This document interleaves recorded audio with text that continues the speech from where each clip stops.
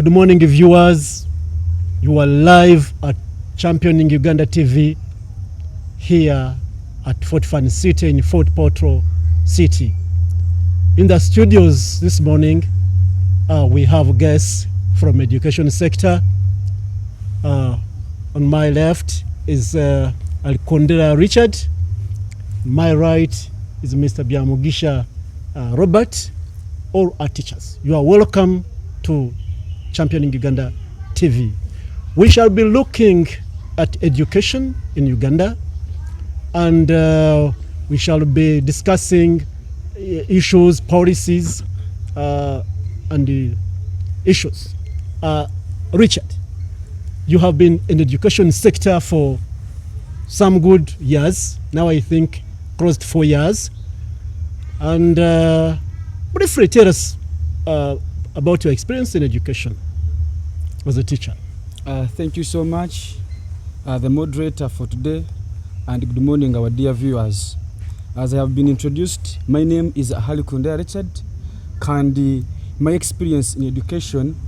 has been coupled with very many issues.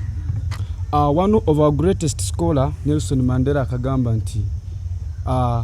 education is the greatest weapon which can change the whole world.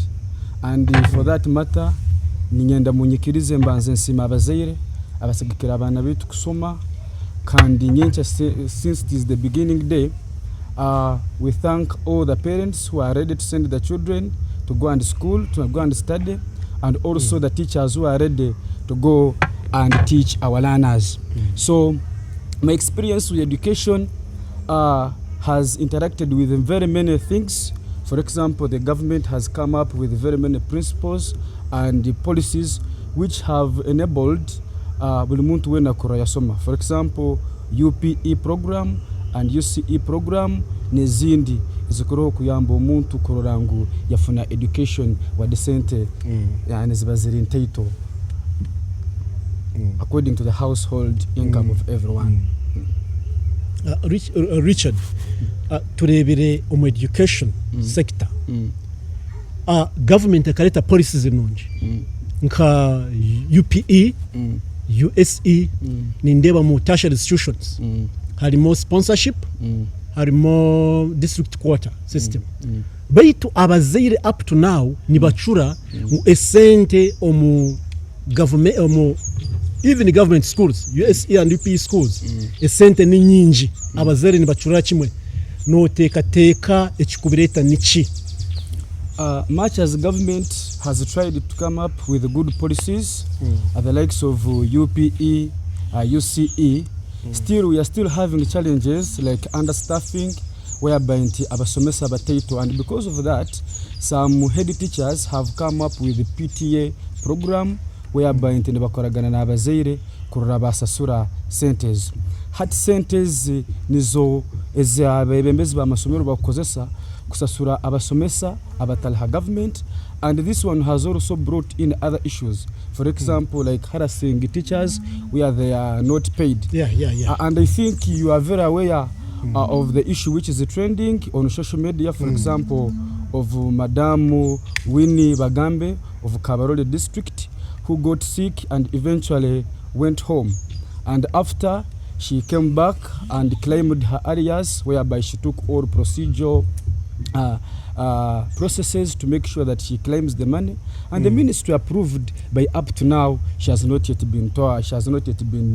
paid. And I think those are some of the challenges we are experiencing amidst having good policies brought in by government. Richard, as a teacher,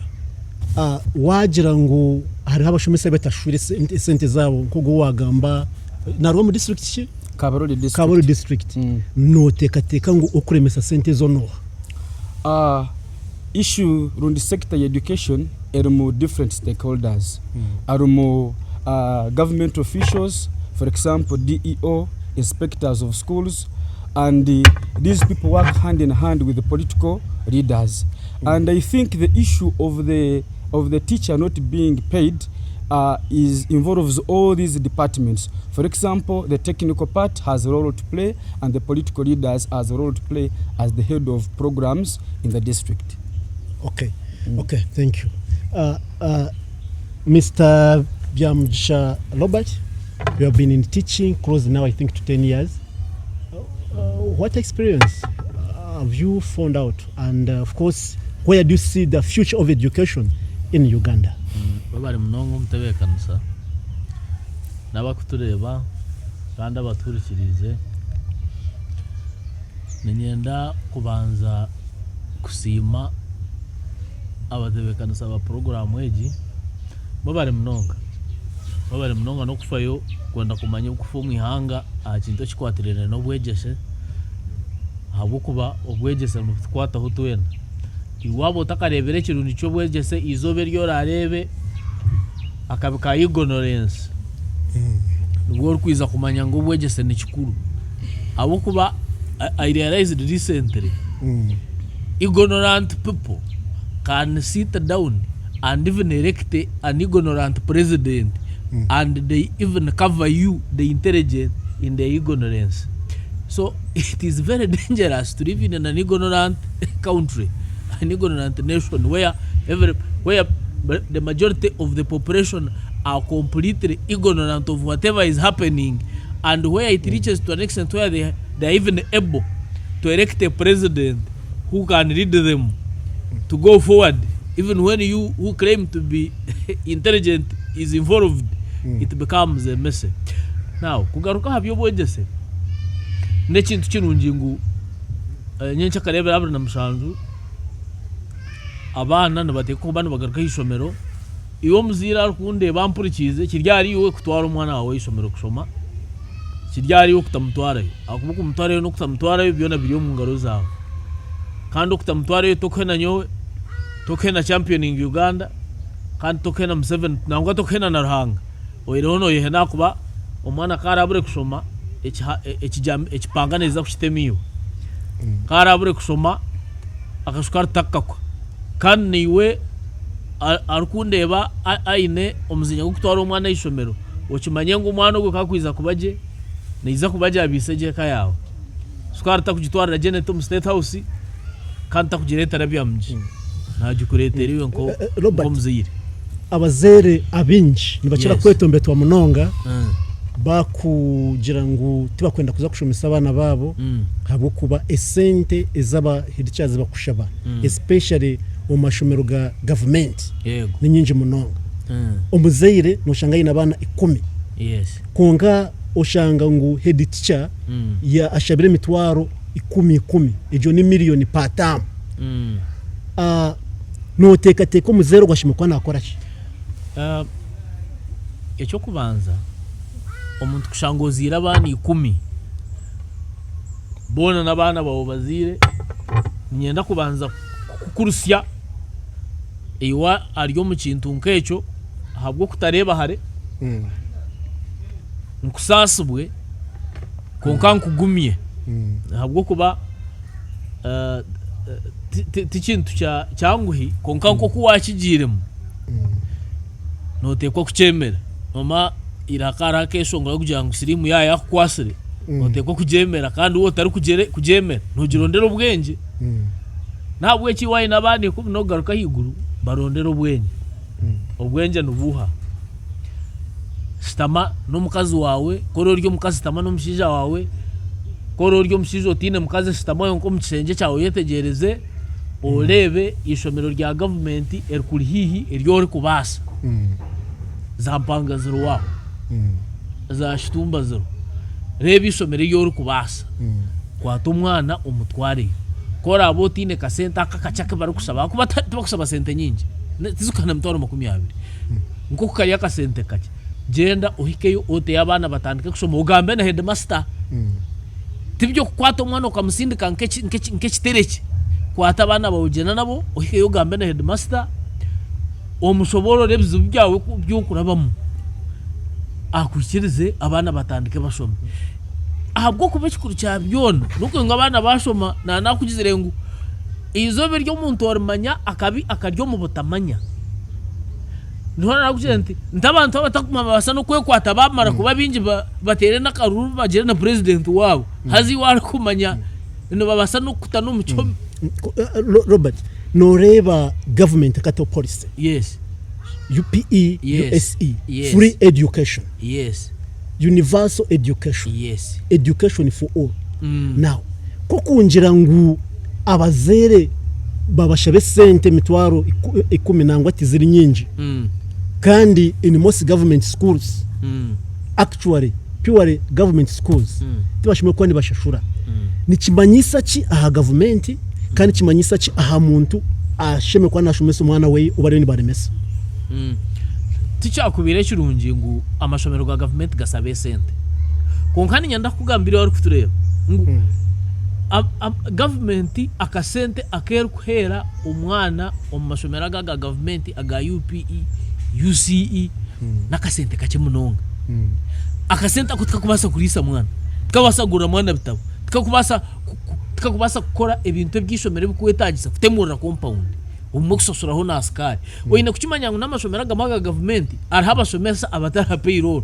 abisomero ryine kusosura nabo cyo akasente kakabazire bakurundana akamuru kurunda arimo abarukundeba akasente akono kakozesebwa kutemurira ishomero kusasura askari kusasura n'abashomesa aba batara payroll akuba abashomesa abantu bashomesa abana banyu tubakusomesa abana ba M7 de normal bazire bine bakagenda bakwatwa nko muzimu kutekereza ngo abana n'aba M7 abana n'aba Keneth nyenda kugambira ngo ubwabire ryo mu kitanda cyawe n'umukazi wawe Keneth na M7 bakaba batari omwabe n'umushamererwa mukamure mwenga ntabwo cyo abana banyu mwabazire n'abana banyu government ero kubatera hembera nungi no kutaha amashomero ekasasuraho kace bakabakwatiraho kace no baye batara mu bizibu byanyu konka bakwasireho kace nimwe umugambo gundo mugwetwike haro ece kintu cy'abantu kutekereza ngo government esasure buri kimwe rero batashora cyo ninyenda kukibagambira rero no manya na politics ke kugira data ho mbintu ebisisi izo president akemera hariya ahashtuti mutasasura konko mwana wa secondary level ne babhere mtware nakashanju wa oreve mtware nakashanju wa eleve sinje mtwaro munana mwani weze mtwaro munana mtwaro ena nakashanju nezibasa kuriya kurebera umwana zimureberere etamu yona zikoreba into bikwetagise ishomero Robert no reba government neba ne sasura bamwe abachi government eka leta policy ya free education, universal education for all. Yes emazira kwetegereza ngo some parents jete political policy parents it was not a genuine policy political policy tiba kwebas. Yes now konka we have interacted with the parents nibatugambira ngo abana babo tiba kushoma hauka some head teachers bagihindure business so according to you as a teacher and a parent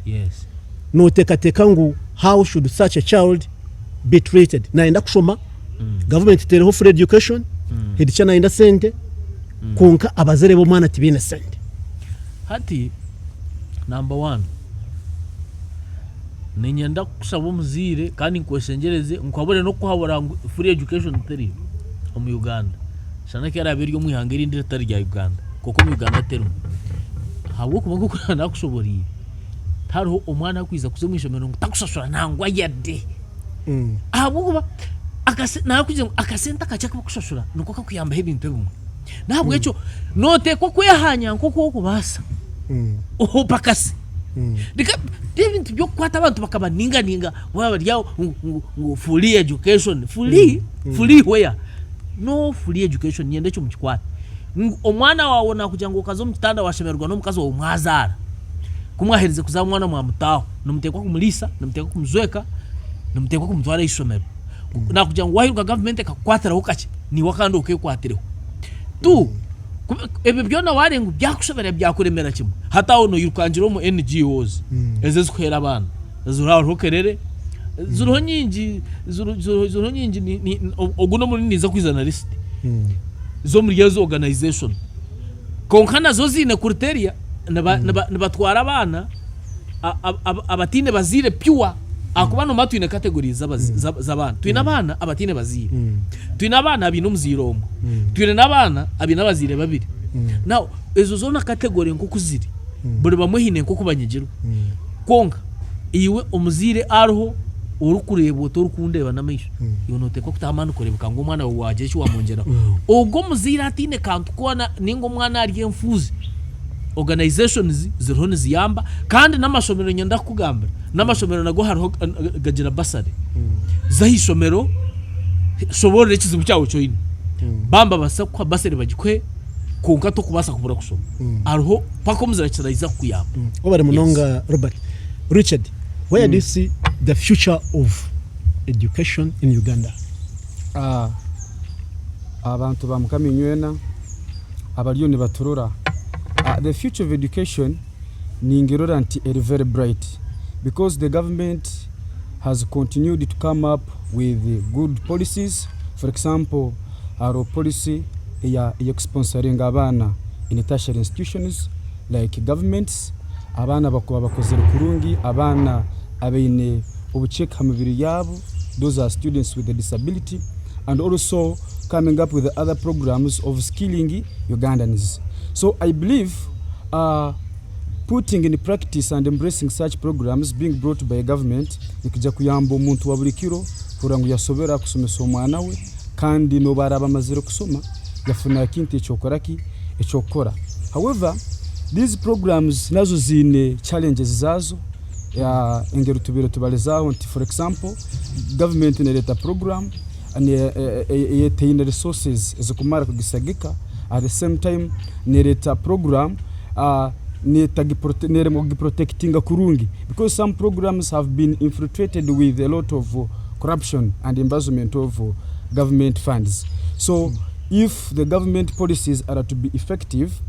it has also to come up with strategies as are protecting its program. For example, nabanimpura musomesa nyichange na agamba nti amasomera mengi nigacharginga sente ziri nyingi muno ezasamwa abazere zabatakoraki ezabatakusobora. I think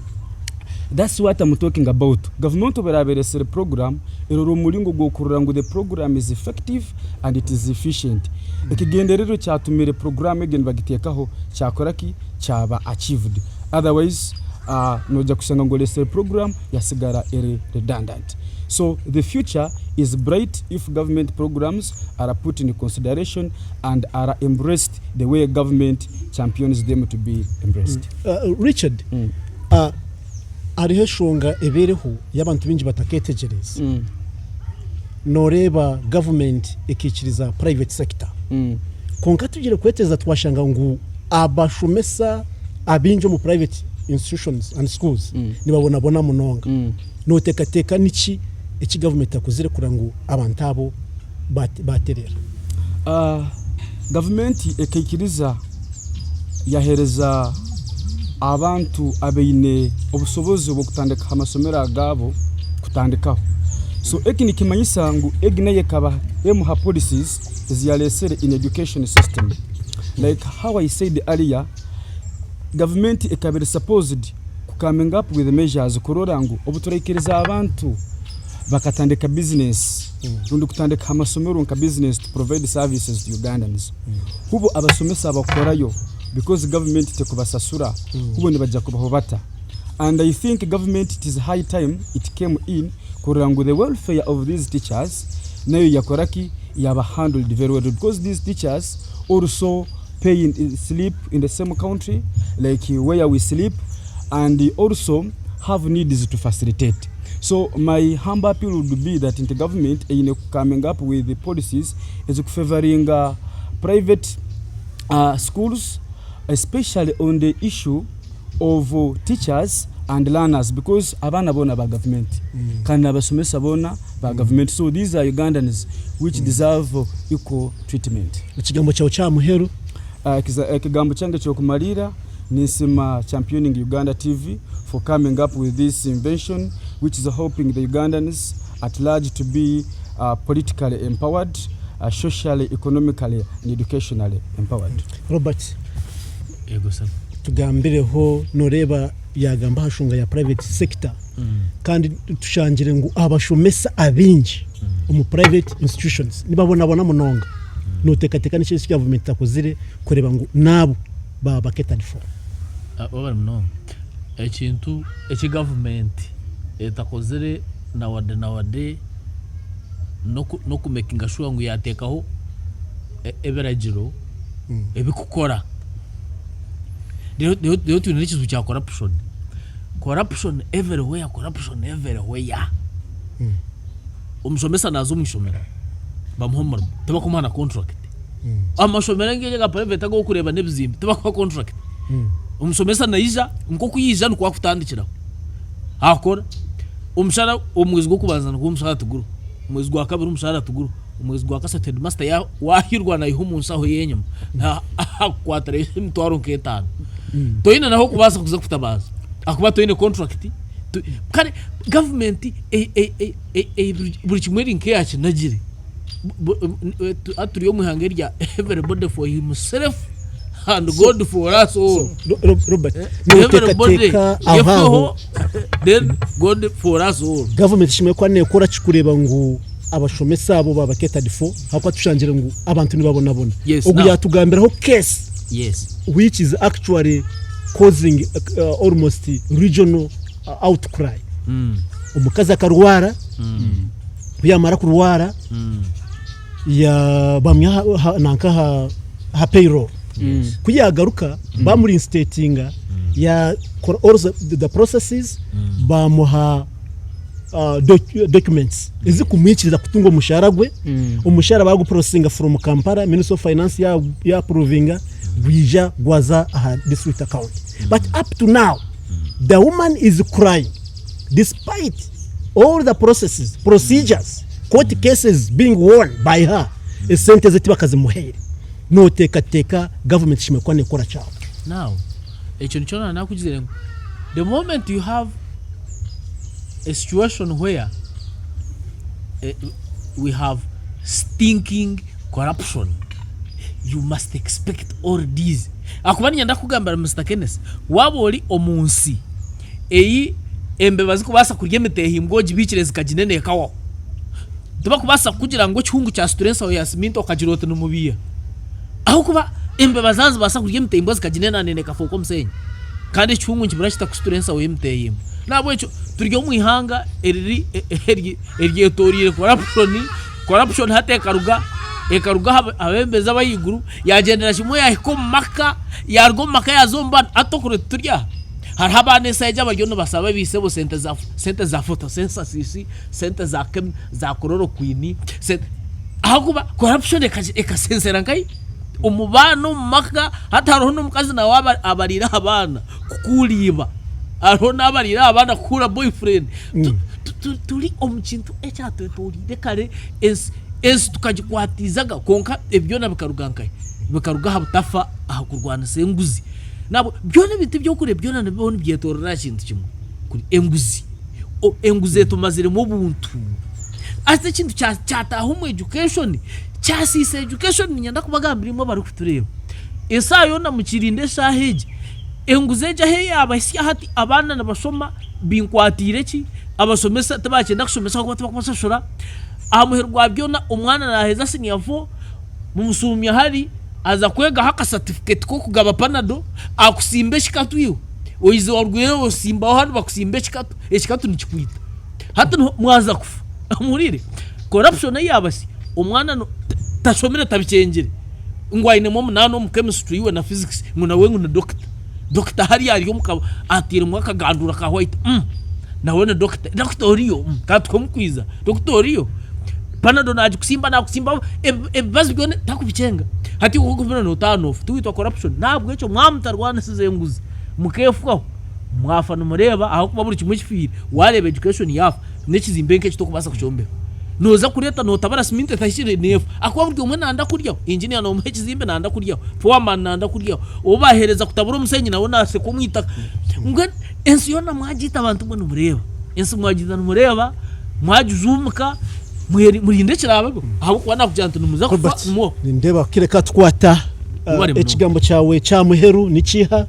mbwenu ekigambo cya muheru nyenda kusima aba championing TV na niyo mutebekanza no ushinso tuza no studio na no kusima bari kureba nyencha kane bera binamusanga kwato mwana wawe mweto araishomero omusyeyo omuto mikono ekire kandi omutwaro mu isomero ryo kurenga no basa tayibi byo kusibaho ryawo no toine nezo koyaguza no yirukanga no zo mu isomero ryo takubaza takuza kurya za rone nimbareba nibatusanga hari umudaje nibenda rone kuza kusoshora fees au no ryo tarone kusoshora fees nabwe abana mbatwaro mu masomero muri kubasa mutihana kabi mutakubasa kandi